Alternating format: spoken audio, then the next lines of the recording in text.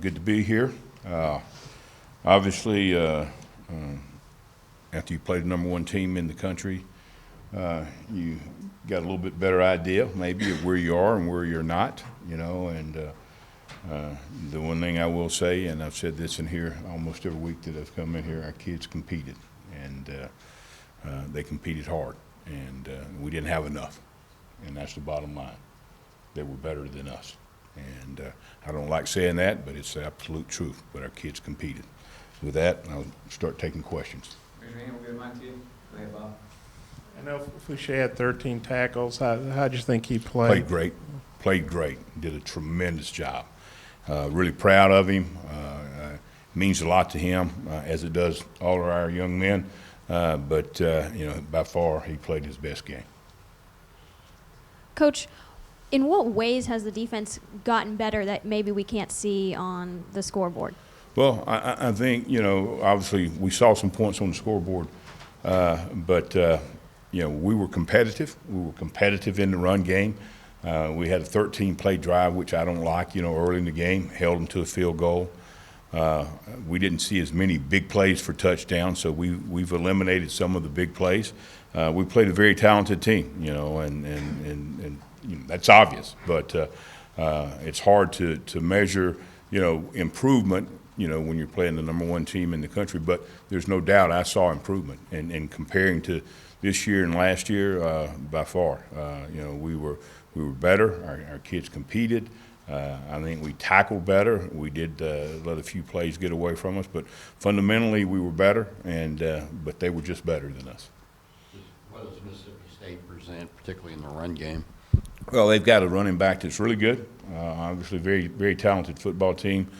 Really, really big physical offensive line, but we've seen that every week.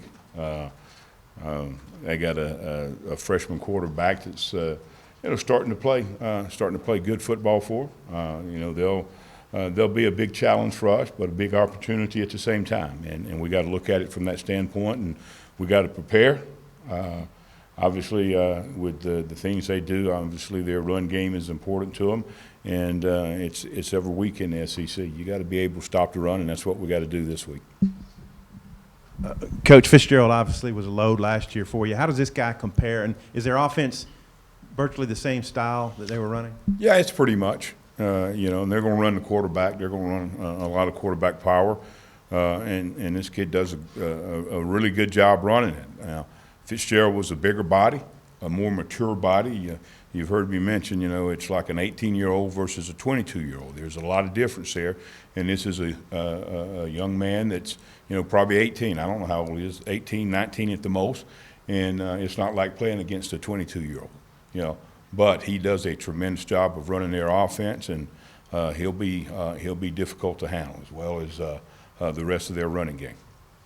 I would just say McClellan was healthy. The decision was made not to start him in the second half. I guess, what went into that, and kind of what's going on there? In terms of, I guess he said you guys just decided not to start Jarquez because. Oh well, we thought we needed to get somebody else in the game, and we make those decisions. We don't talk about them. Why we made that decision, but we made that decision to get somebody else in the game, and and see if we could maybe be a little better. Is that kind of a challenge to him, and how do you think? Well, I hope he'll respond well. I mean, those are the kind of things you see, and we're going to continue to challenge our guys, every one of them. We took Scooter out. He didn't play in the fourth quarter. Is that a challenge to him? Maybe not as much as with someone else, but I'm not going to have him out there in the fourth quarter and have to come in here and get him hurt in the fourth quarter and have to come in here and say, hey, why was he out there? So there's different reasons. I'm not going to talk about the reasons, but if you think it's a challenge, it probably was. Backup quarterback Thompson threw a touchdown on you guys. I don't remember how much time was left. Is that something that sits with you, or how do you take that kind of thing? Hey, listen, you got to go play. It's our job to stop plays. It's not our job to think that they're going to stop plays. It's our job on defense to stop plays, and that's what we got to do. And listen, I'm not going. The biggest thing that we can do is try to prepare to win.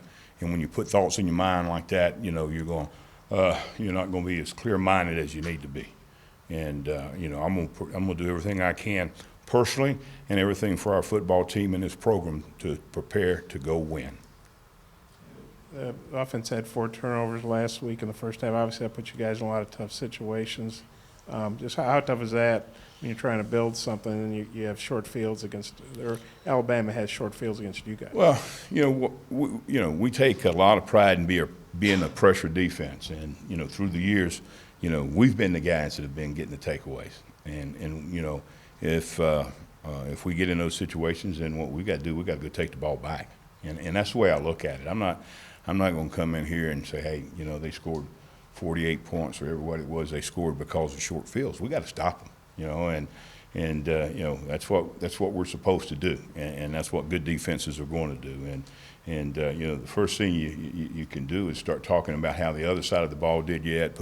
No, it's not going to happen. It's not going to happen. We're a football team, and we're a family, and we're a brotherhood. Not just on defense, but the entire football program. We're a brotherhood, and we're going to fight together, and that's what we got to do.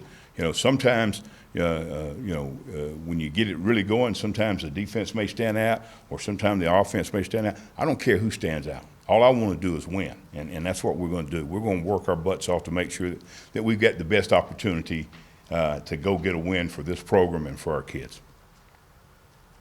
Coach, with Marcus Miller out, do you anticipate some snaps for maybe Torian and Enoch, and just how much progress have they made since they got here? Well, you know, we got a couple guys, and certainly I'm not sure. I'm not ready to say today who's going to be in there, you know, getting those snaps. But certainly someone's going to have to take some of those snaps, and it's going to be some young guys for sure.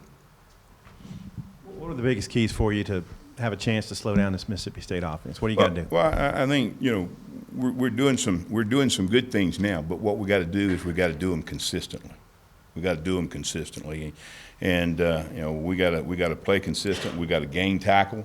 You know, we got to make sure that we handle their run game and put them in a situation where they've got to throw the football. You know, not let them throw it when they want to, but put them in a situation where they got to throw the football. And if we can have good success stopping the run game, then it's going to be a lot easier to do that.